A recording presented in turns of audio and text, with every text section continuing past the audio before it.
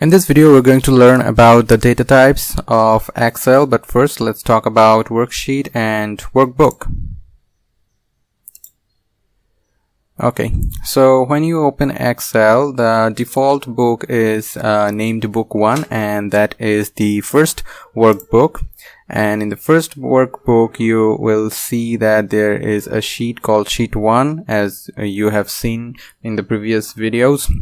And then you can also add Sheet 2, Sheet 3, and these sheets are called worksheets.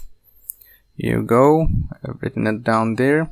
And the Excel worksheet is sometimes also referred to as spreadsheets. You might have heard the word spreadsheets. If you're wondering what that is, well, Excel worksheets are actually called spreadsheets. So there you go. Now let's go head on to data.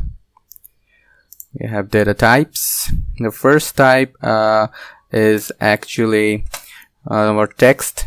We can add text like A, B, C, D. Then you can also add words. You can also add sentences. Here are a few examples on the screen. And then the next data type is numbers, meaning numerical data. The data consists of 1, 2, 3, 0, negative values, even point values can be added. And then the next data type is date. You can also add calendar dates in Excel. We're going to see the application of this in the future videos. And then we have our hour data, which also can be added. And after hour data, there is formulas. You can use formulas in Excel. Most of the time we're going to be using formulas to carry out tasks, so we're going to learn about formulas more in the next video, not in this video.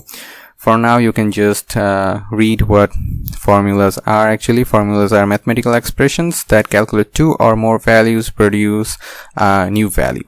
And then finally we have functions. You can also use functions in Excel to make mathematical trigonometry equations, statistics, database, and for financial calculations, and etc. etc. So that was it for this video. Thank you very much for watching.